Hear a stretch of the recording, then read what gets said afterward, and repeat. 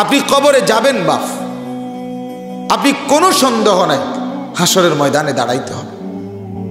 আল্লাহ তাআলা বারবার এটা বলছে, বাপ বা ইলাইহিন নুশুর, আমার কাছে ফিরতে হবে। বা ইলাইহি তুহশারুন, আমার কাছে জমা হইতে হবে। বা ইলাইহি তুরজাউন, আমার কাছে ফিরে আসতে হবে। বা ইলাইহিল মাসির, আমার কাছে প্রত্যাবর্তন করতে হবে। ইলাল্লাহি মারজিউকুম জামিআন, তোমরা সকলেই আমার কাছে প্রত্যাবর্তন করতে হবে।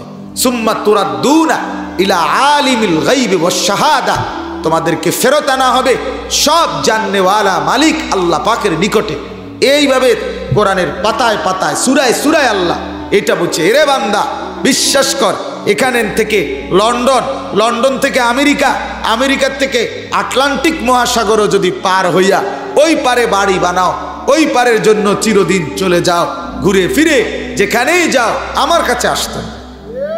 এলাকায় আর আইলা না, গ্রামে আর আইলা না, দেশে আর আইলা না, লন্ডনে বাড়িঘর করে সেটেলড হয়ে গেলা, কোনো অসুবিধা নাই। আমি লন্ডনও চিনি, আমি সিলেটও চিনি।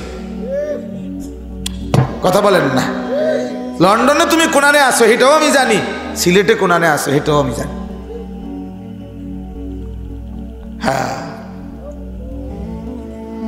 আমার কাছে আসতে হবে, আমার কাছে ফিরতেই হবে। ইন্নাল্লাহা সায়ুকাল্লিমু, হাদিসে আছে, নবী বলেন আল্লাহ তাআলা প্রত্যেকের সাথে হাসরের ময়দানে, দোস্ত, যুবক ভাই, মুরব্বী বাপ, আল্লাহ নবী বলছে একজন একজন করে আল্লাহ কথা বলবে প্রত্যেকের সাথে হাসরের মাঠে, একজন একজন। ফালা আনসাবা, কোন আত্মীয়তার সম্পর্ক থাকবে না। ওয়ালা ইয়াতাসাআলুন, কেউ কাউকে কিছু জিজ্ঞেস করবে না, আলাদা আলাদা, যাও যাও তোমারটা তুমি যাও, যাও, একজন একজন দাঁড়াও। ওয়াকিফুহুম ইন্নাহুম মাসউলুন, আল্লাহ ফেরেশতাকে বলবে, এর দাঁড় করাও, এখানে কি জিজ্ঞেস করা হবে এখন। আল্লাহ তাআলা আমল নামা সামনে নিয়ে আল্লাহ নিজে বলবেন, বান্দা দেখো তো, লিমা ফাআলতা হাদা, এটা কেন করছে, লিমা ফাআলতা হাদা, লিমা তারাকতা হাদা, এটা কেন ছেড়ে দিছে বান্দা। ফজরের নামাজ পড়ো নাই আজ কতদিন হয় বলো, কি কারণ? তুমি কি ঘুম থেকে ওঠো নাই? 1 ঘন্টা পরে হলেও তো উঠছই, তুমি নাফরমান। 1 ঘন্টা আগে উঠলে কি অসুবিধা হইতো? তোমার কি শয়তানে কামড়াইছিল? কথা বলেন না? তোমার কি ইবলিসে কামড়ায়? তুমি উঠলে না কেন বলেন? বিমান যদি রাতের 3টা বাজে ফ্লাইট হয়, তখন কি বিমানের 3 ঘন্টা আগে গিয়ে দাঁড়ায় থাকে না? সেটা পারলা 4 রাকাত নামাজের জন্য 10টা মিনিট উঠতে পারলা না কেন বলেন না? মূল কারণ কি? মূল কারণ হলো নাফরমান সিদ্ধান্ত নিছে, আমি ঠান্ডা মাথায় হাসতে হাসতে খেলতে খেলতে আগুনে জ্বলমু, জাহান্নামে পুরমু, এটাই আমার ফয়সালা। হুজুর আপনি আমারে ডাকেন না, আমি বেহেশতে যাইতাম না। ঠিক না বলেন? হেতের মূল কথা এটা, মূল সিদ্ধান্ত এটা, আমি যাইতাম না বেহেশত। নাইলে এত হুজুরের শিক্ষার, এত আলেম ওলামার এত বয়ান, এত জুমার আলোচনা, এত কিছুর পরে চতুর্দিকে কুদরতের নিদর্শন, আল্লাহর নিদর্শন, কোরআন, কিতাব, আলেম, মসজিদ, মাদ্রাসা, এত কিছু থাকার পরেও একটা লোক জাহান্নামে যায় কিভাবে? পথ হারায় কিভাবে? পথ হারায় কিভাবে? মূল কারণ সে নিজেই সিদ্ধান্ত নিছে, আমি আল্লাহর দিকে ফিরবো না, জান্নাতে যাব না, আমার দুনিয়াই নগদ, আমি এখানে যা মজা পাইছি এটাই মজা। মানুষের বেড়ি দেখা আমি এনে যা মজা পাইলাম, পরের সম্পদ চুরি কইরা বাটপারি কইরা ওজনে কম দিয়া চিটারি বাটপারি কইরা এখানে যা ফাঙ্গাস তেলাফিয়া খাইতে পারলাম এটাই স্বাদ। ঘুরিয়া গেরা ফাঙ্গাস আর তেলাফিয়া, ফার্মের মুরগার কক মুরগা, পাতাকপি, ফুলকপি, টমাটো, ধনিয়া, কাঁচা মরিচ, ঠিক কিনা বলেন না? আর কি দুনিয়া কি ভোগ করছি আমরা? খুব বেশি কিছু বাপ বলেন না? জঙ্গলের বাঘ ভাল্লুক এগুলোও তো দুনিয়া এর চাইতে বেশি ভোগ করে, এর চাইতে। জঙ্গলের বাঘ সে তো কোনো বেলা ফাঙ্গাস খায় না, তেলাপিয়াও খায় না, প্রত্যেক বেলা গোশত খায়, তার হায়াত যতদিন গোশত ততদিন। আপনি খান প্রত্যেক বেলা গোশত, তা আপনি কি দুনিয়া ভোগ করলেন বলেন? দুনিয়া বেশি কি ভোগ করছে? সাগরের একটা তিমি, আমাদের চট্টগ্রামের বিখ্যাত আলেম আল্লামা ডক্টর আফম খালিদ হুসাইন দামাত বারাকাত, বাংলাদেশের বিশিষ্ট গবেষক আলেম, ওনার বয়ানে আমি একদিন শুনছি, হযরত বলছেন, গবেষকরা বলছে একটি তিমি প্রতিদিন 200 মানুষ, যুবক যে পরিমাণ খাবার খায়, একটি তিমি একবারে ওই পরিমাণ খাবার খায়। আপনি বলেন একটি হাতি, হযরত বলছেন 250 কেজি খাবার প্রতিদিন খায়, 250 কেজি। হাতি 90 লিটার পানি খায় প্রতিদিন, উনি বলছেন আপনি 250 কেজি খাবার। এবং হযরত আজীব কথা বলছে, আমার খুব দিলে লাগছে এই কথাটা। দেখেন এত বড় হাতিটা, সে এই কলা গাছের পাতালতা প্রতিদিন আল্লাহর পক্ষ থেকে গড়ে 250 কেজি খাবার খায়, কিন্তু এতটুকু খানা দরকার তার এক এক বেলায়, কিন্তু এরপরও কোনোদিন ওই হাতিটা ফেলে যাওয়া কলা গাছের বাকি পাতালতা এগুলো কোনোদিন বলে আমি পরের বেলায় খামু এই কথা মনে কইরা কান্দে লইয়া একটা গাছও আর একটা কলা গাছও আর ফেরত আবার নিয়ে যায় না, যা খাইছে তো এখানেই খাইছে, ফেলাইয়া গেছে, আর এগুলো কান্ধে নেয় না। তার পরের বেলার ভাবনা সে 1 সেকেন্ডও ভাবে না, সে বিশ্বাস করে এক হাতি আসমানে যিনি আছে উনি থাকলে আমার রিজিকও আছে, আর তিনি তো আছেই। কথা বলেন না, তিনি আছে কি না বলেন তো? লা নাসআলুকা রিজকা নাহনু নারযুকুক, কোরআনে আল্লাহ বলেন ওয়া'মুর আহলাকা বিসসালাহ, বন্ধু আপনি আপনার পরিবারের সদস্যদেরকে নামাজের আদেশ করুন, স্ত্রীকে নামাজের কথা বলুন, ছেলে মেয়েকে নামাজের কথা বলুন, ওয়াসতাবির আলাইহা, আপনি নিজেও নামাজের উপরে মজবুত থাকুন। লা নাসআলুকা রিজকা, আল্লাহ বলে বন্ধু আমি আপনার পরিবারের কারো কাছে রিজিক দিতে কারো সাহায্য আমি চাই না, নাহনু নারযুকুকা, আমি একাই সবাইকে রিজিক দেব, বিষয়টা আমি দেব। আমি ভাতের ফিকির করব, আপনি সেজদার ফিকির করেন।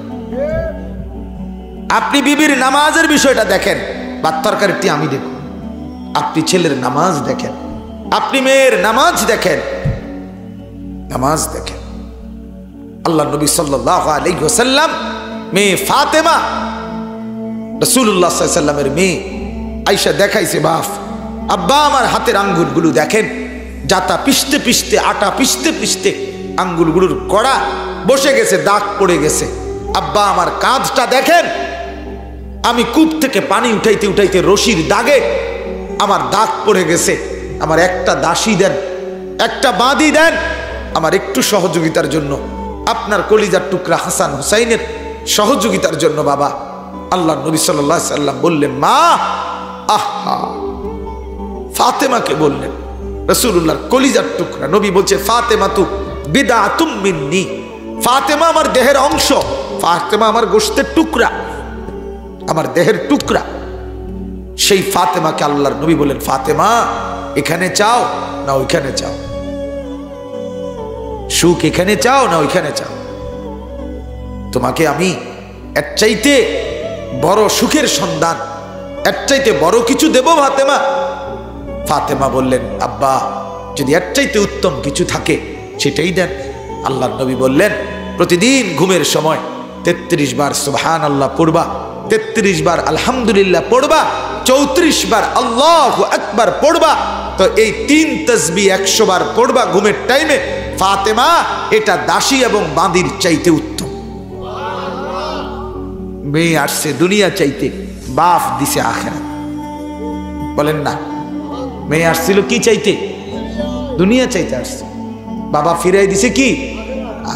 এরপরে আরো মজার কথা শুনে, রিয়াজুস সালিহিন কিতাবের না আল আদকার কিতাব ইমাম নববীর আমি নিজে পড়ছি, হযরতকে দেখাইছি আমি আমার শায়েখ আল্লামা মুফতি মুশতাকুন নবী সাহেবকে, ওখানে আছে হযরত আলী রাদিয়াল্লাহু তাআলা আনহু, ফাতেমা রাদিয়াল্লাহু তাআলা আনহা যখন ফিরে আসছে ঘরে, আলী জিজ্ঞেস করছে, তো ফাতেমা বলছে, আব্বা জান আমাকে দাসী বান্দি না দিয়া এই 3টা তাসবিহ দিছে, বলছে এটা আমার জন্য দাসী বান্দির চাইতে উত্তম, এটা আমার আখিরাতের উত্তম পাথেয়। হযরত আলী বলছে আল্লাহর কসম, ফাতেমা যেদিন আইসা আমারে বলছে এই 3 তাসবিহ পড়ার সময় ঘুমে রাত্রিবেলা, কসম আমি সেদিন থেকে যেদিন বর্ণনা করছে আলী বলছে আমি এই দিন পর্যন্ত আর কোনোদিন এই 3 তাসবিহ ছাড়ি নাই। হ্যাঁ, এরপরে আরো মজার কথা আছে, ওলামায়ে কেরাম বুঝবেন।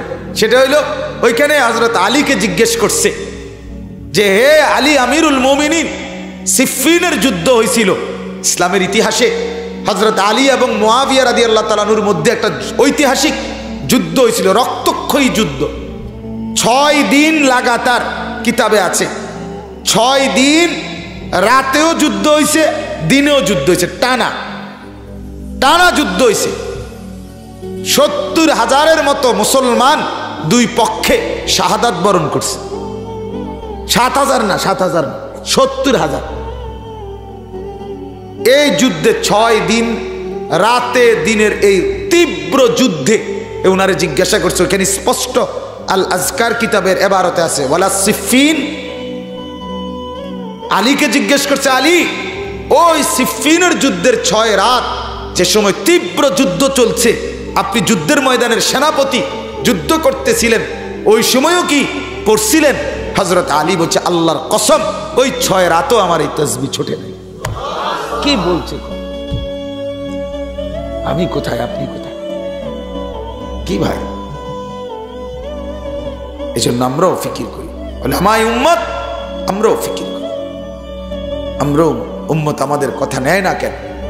আমরা উম্মতের কাছে সেই পরিমাণ জিন্দেগি পেশ করতে পারি না,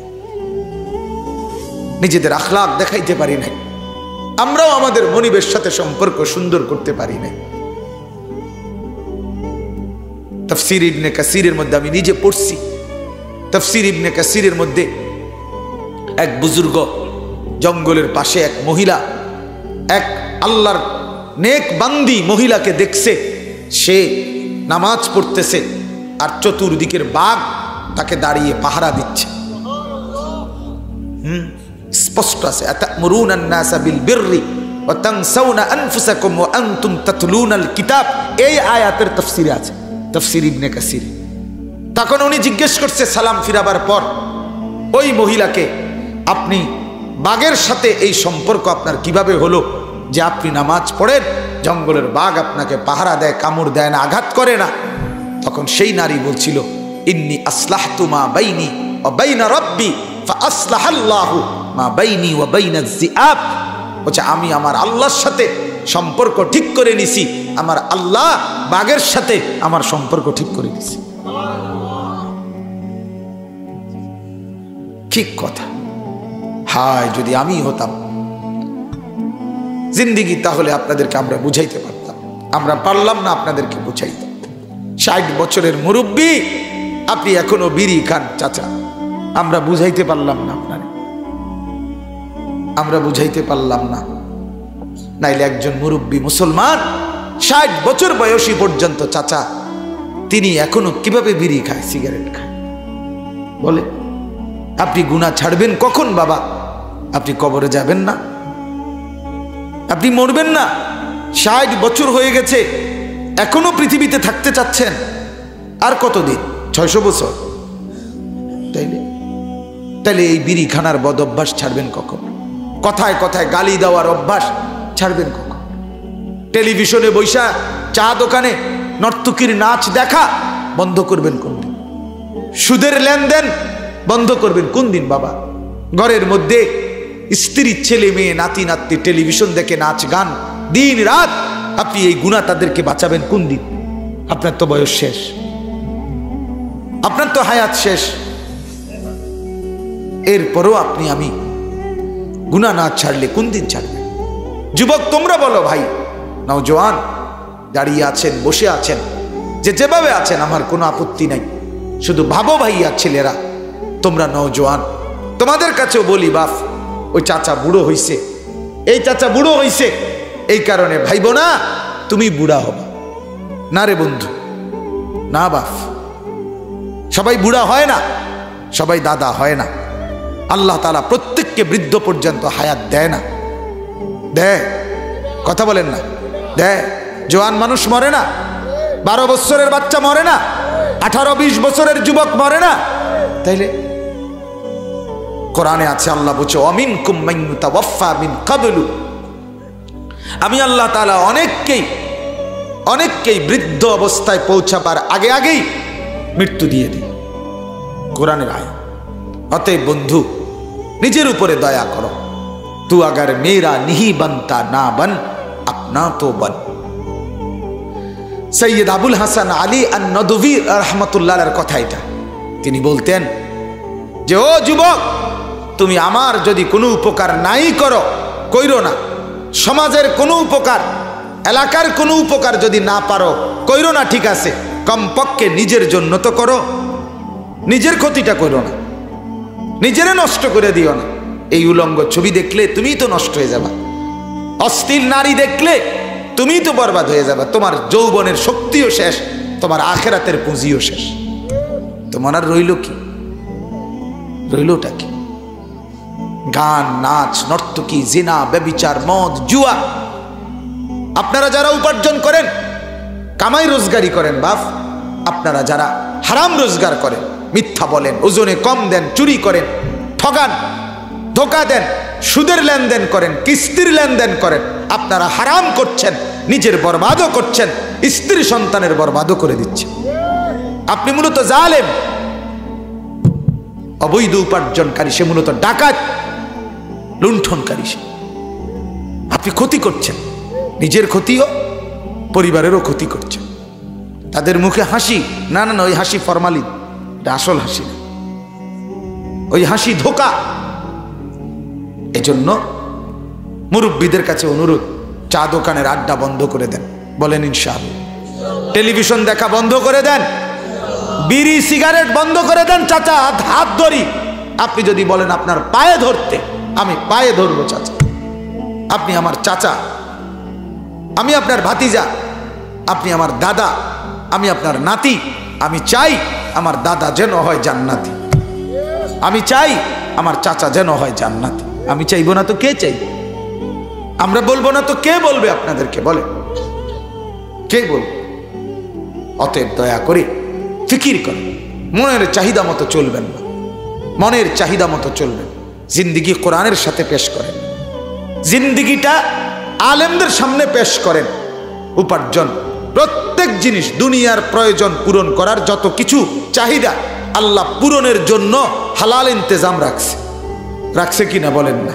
আপনার মনের কামনা, বাসনা, যৌন চাহিদা পূরণের জন্য আল্লাহ তাআলা হালাল স্ত্রী রাখছেন কিনা? আপনার টাকা পয়সা দরকার, উপার্জন, তো আল্লাহ তাআলা হালাল ব্যবসা, হালাল উপার্জনের পদ্ধতি আল্লাহ রাখছে কিনা? তো কোনটার কারণে আপনি হারামটাত গেলেন? কথা বলেন না কেন? কোনটার কারণ? যে হালাল ভাবে নারী, স্ত্রী, এর কোনো ব্যবস্থা নাই, মানুষের বাড়ির পিছনে আড়ন ছাড়া, তাইলে না আপনি যাইতেন হেঁটা। আপনার জন্য তো হালাল ইন্তজাম আছে, আছে কিনা বলেন না? আপনি সুদ ছাড়া, বাটপারি, সিটারি ছাড়া উপার্জনের কোনো মাধ্যম নাই, তো আমরা সিরানি খাই। কথা বলেন না কেন?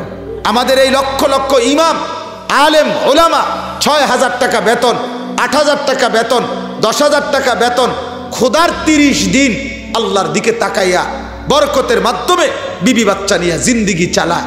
অথচ 30,000 টাকা ইনকাম, 60,000 টাকা ইনকাম। ওই বেটারে জিজ্ঞাবেন, নামাজ পড়ে না, রোজা রাখে না, জিজ্ঞান না কিস্তি কয়টা, কব 3টা। কিস্তি কয়টা? 60টা কিস্তি চলে। কিস্তি এমন ভাবে বান্ধিছে, কিস্তি জাহান্নাম পর্যন্ত নিয়ে যাবে, জাহান্নাম,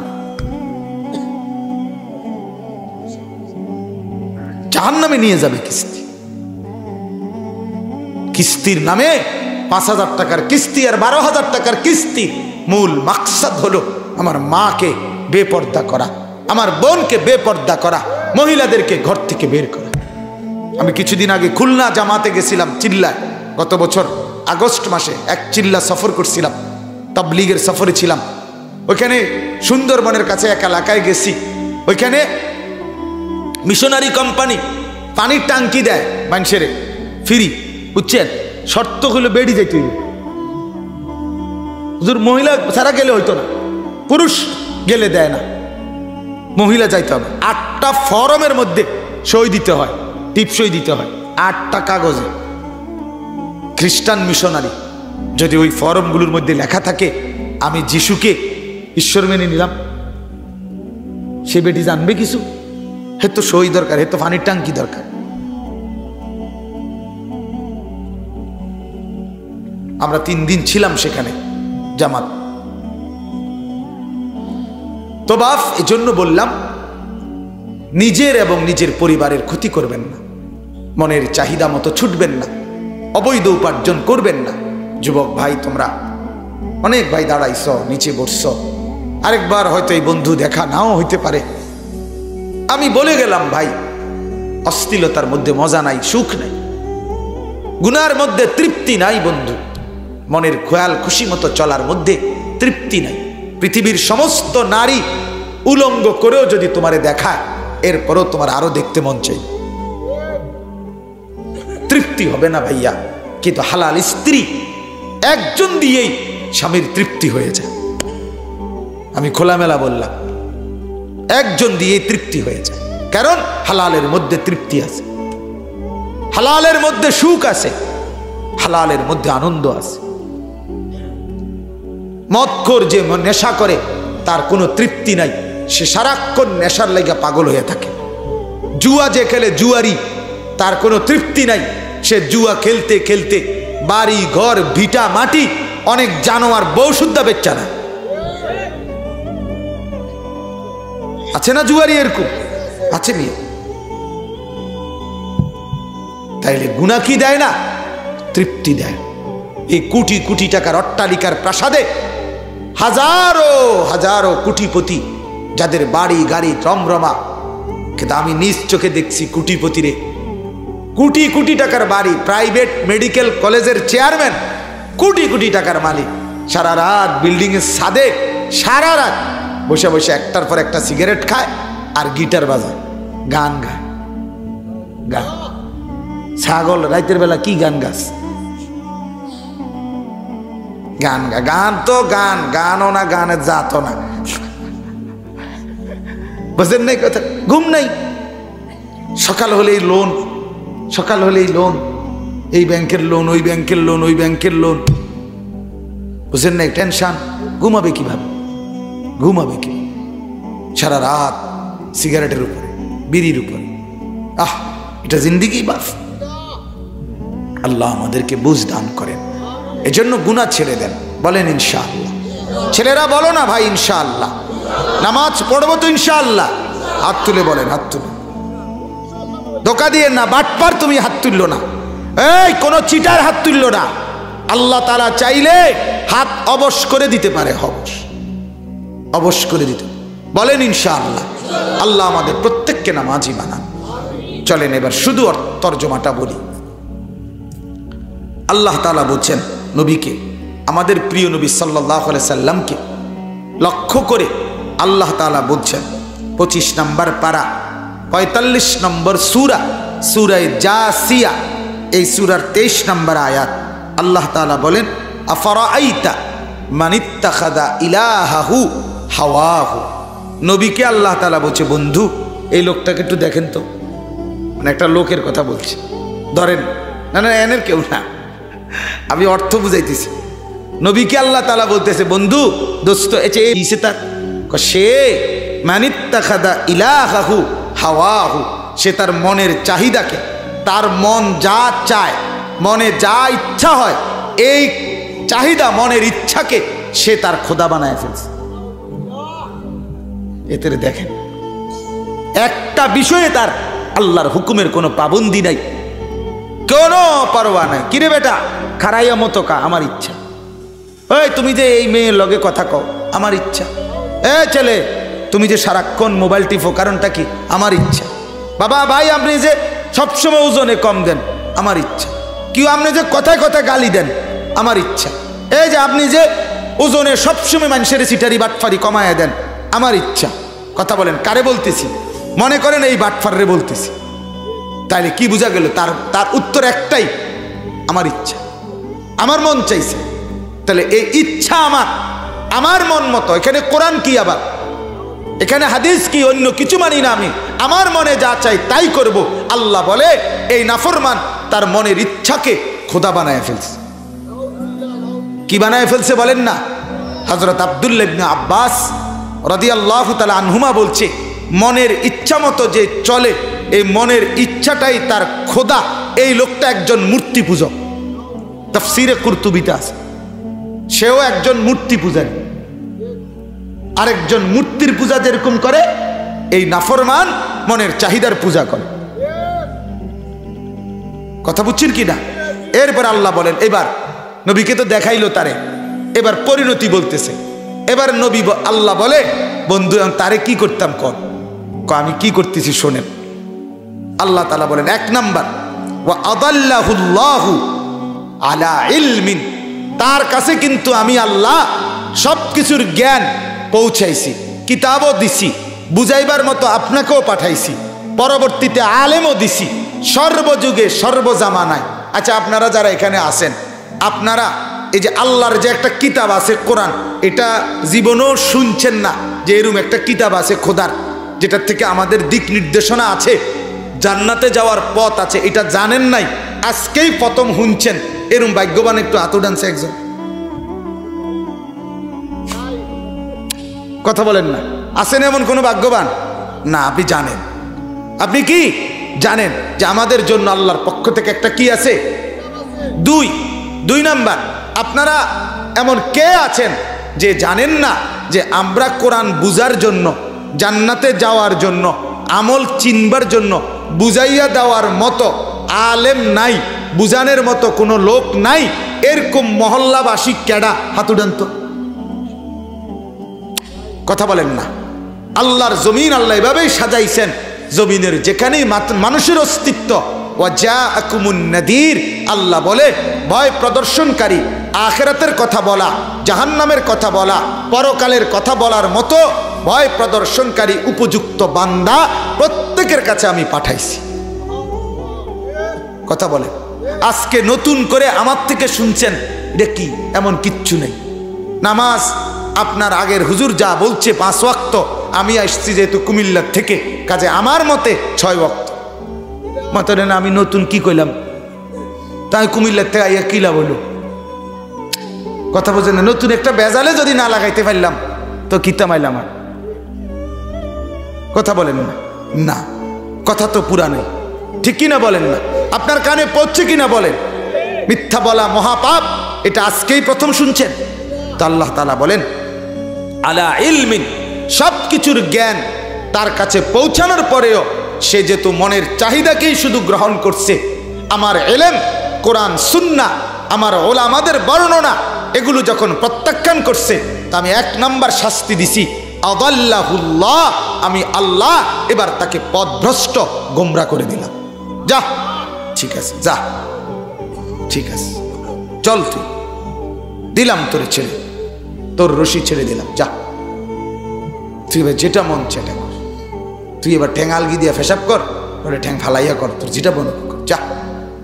1 2, ওয়া খাতামা আলা সামঈহি ওয়া কলবি, দ্বিতীয় শাস্তি, আল্লাহ বলে মনের খেয়াল খুশি মতো, মনের ইচ্ছা যা করে তা মতো যে চলে, আমি 2 নাম্বার শাস্তি দেই, তার কান এবং তার দিল, এই দুইটাকে মোহর মেরে দিই, সিল মেরে দে, বন্ধ করে দিলাম, বন্ধ আটকাই দিলাম, একদম বন্ধ করে দিলাম। যা, এই দিল আর কোনোদিন আলো দেখবে না, হক দেখবে না, মসজিদ দেখবে না, আখেরাতের কথা মনে হবে না এই দিলে আর। এই কান আর কোনোদিন আল্লাহর কথা শুনবে না, বুঝবে না কিছু। 3 নাম্বার শাস্তি, ওয়াজআলা আলা বাসারিহি গিশাওয়া, 1 নাম্বার পথভ্রষ্ট করে দিলাম, 2 কান এবং অন্তরে মোহর মেরে দিলাম, 3 চোখের উপরে পর্দা ফেলে দিলাম। কে কাকে? যে সিদ্ধান্ত আমার ইচ্ছা যা হয় আমি তাই করি, আমার ইচ্ছা। আপনি আপনার ঘরে টেলিভিশন নিছেন কার ইচ্ছায়? আপনার ইচ্ছা নাকি কোরআনের সিদ্ধান্তে? আপনি বিড়ি সিগারেট খাচ্ছেন বছরের পর বছর, কার ইচ্ছা? আপনার ইচ্ছা নাকি কোরআন হাদিসের ইচ্ছা নাকি আলেমদের সিদ্ধান্তে? কথা বলেন না। আপনার স্ত্রী বেপর্দা, আপনি মেনে নিচ্ছেন, এটা আপনার ইচ্ছা, এটা আমরা বলি না। আপনি অবৈধ রোজগার করেন, আপনার ইচ্ছা। মনে রাখেন, গুনাহ যদি লম্বা হয়, প্রতিদিন একরকম, 30 বছর একই রকম সিটারির ব্যবসা, 20 বছর প্রতিদিন আপনার ঘরে রঙিন টেলিভিশন চলে, 30 বছর আপনি একই রকম বিড়ি সিগারেট খান, 30 বছর আপনি একই রকম গালিগালাজ করেন, বোঝা গেল গুনার উপরে যদি কেউ দীর্ঘদিন একই রকম থাকে, আহা ভয় হয়, না জানি আল্লাহ তার দিল বন্ধ করে দিল। নাহলে ইমানদারের দিল তো গুনার কারণে ছটফট করার কথা। কথা বলেন না। কথা তো ছিল কি করার কথা? ছটফট করার কথা ছিল। ছটফট করে না কেন? গুনাহ এত বারবার করার পরে প্রতিদিন নামাজ ছুটে যায়। মসজিদের সামনে দোকানদার, তার দোকানের সামনে, তার দোকান থেকে চা খাইয়া মানুষে নামাজে যায়, তা মানুষে নামাজ ফেরাইসা তার দোকানে চা খায়। কিন্তু ডাকাইতে আজকে 10 বছর দোয়ানদারি করে, একটা সেজদা মসজিদে দেয় না। কি প্রমাণ করে? তোর দিল বন্ধ করে দিছে খোদা। কথা বলেন না। নাইলে তোর কলজার ভিতরে একটা বার নামাজ পড়তে মন চায় না, তুই মানুষ? নাউজুবিল্লাহ। আল্লাহ মাফ করে দেন, আল্লাহ মাফ করে। শেষ কথা আল্লাহ বলেন, ফামান ইয়াহদিহি মিন বাদিল্লাহ। আল্লাহ বলে, বন্ধু আপনি বলেন তো, আমি যদি কারো দিল বন্ধ করে দেই, আমি যদি কারো কান বন্ধ করে দেই, আমি যদি কারো চোখে পর্দা ফেলে দেই, আমি যদি কাউকে পথ হারায় দেই, পথভ্রষ্ট করে দেই, এবার আমি আল্লাহকে বাদ দিয়ে বলেন তো বন্ধু, তাকে হেদায়েত কে দিবে? আল্লাহ বলছে, ফামান ইয়াহদিহি মিন বাদিল্লাহ। আমি আল্লাহকে বাদ দিয়ে হেদায়েত কে দিবে? হেদায়েত দেয় কে? ওয়ালাকিন্নাল্লাহা ইয়াহদি মান ইয়াশা। আল্লাহ বলেন, হেদায়েত তো বান্দা আমি দেই। আমি যদি ফিরে যাই, আমি যদি তোমার থেকে উল্টে যাই, আমি যদি তোমার কান বন্ধ করে দেই, আমি যদি দিল আটকায় দেই, আমি যদি চোখে পর্দা ফেলে দেই, তাইলে এবার হেদায়েত কে দিবে? আফালা তাদাক্কারুন। আল্লাহ বলে, বান্দা তবুও কি উপদেশ গ্রহণ করবে না? তবুও কি বুঝবা না? তবুও কি খেয়াল করবা না? তবুও কি গুনাহ ছাড়বা না? বলেন, ছেড়ে দেব ইনশাআল্লাহ। বলেন, মাওলা আপনি নারাজ হয়েন না, মাওলা আপনি নারাজ হয়েন, আপনি নারাজ হয়েন না মাওলা। এজন্য আমরা খুতবার মধ্যে সব আলেম যখন বয়ানের শুরুতে খুতবা পড়ে, সমস্ত আলেমরা দেখবেন পড়ে, মান ইয়াহদিহিল্লাহু ফালা মুদিল্লা লাহু ওয়া মান ইউদ্লিলহু ফালা হাদিয়া লাহু। আল্লাহ যাকে হেদায়েত দেয় তাকে কেউ গোমরা করতে পারে না, আল্লাহ যাকে গোমরা করে দেয় তারে কেউ হেদায়েত দিতে পারে না। শেষ কথা, ওয়া ক্বালু মা হিয়া ইল্লা হায়াতুনাদ দুনিয়া নামুতু ওয়া নাহইয়া ওয়া মা ইউহলিকুনা ইল্লা দাহর। আল্লাহ বলে, যখন কারো দিল বন্ধ করে দেই, কান বন্ধ করে দেই, চোখে পর্দা ফেলে দেই, আখিরাত টোটাল ভুলে যায়, কবর টোটাল ভুলে যায়, তখন সে শুধু এটাই বলে, জীবন মানে এই দুনিয়াটাই, এখানেই মরবো, এখানেই বাঁচবো, কেউ মরবে কেউ বাঁচবে, এটাই কালের পরিক্রমা, এটাই সময়ের আবর্তন, আলাদা কিছু কবর, আলাদা কিছু মৃত্যু, আলাদা পরকাল, হাসরের মাঠ ইতার নাই। যা সুখ দুঃখ আনন্দ বেদনা প্রাপ্তি অপ্রাপ্তি দুনিয়ায়। কারণ কি? ওই যে আমি দিল বন্ধ করে দিছি, কান বন্ধ করে দিছি, চোখে পর্দা ফেলে দিছি। আল্লাহ তাআলা বলেন, ওমা লাহুম বিযালিকা মিন ইলম। মূলত তাদের আর কোনো জ্ঞান আখিরাতের কোরআন সুন্নাহর মূলত নাই। ইনহুম ইল্লা ইয়াযুন্নুন। তারা শুধুই কেবল নিজের খেয়াল খুশি মতো, ধারণা মতো যা মন চায় তাই বলে, যা মন চায় তাই করে।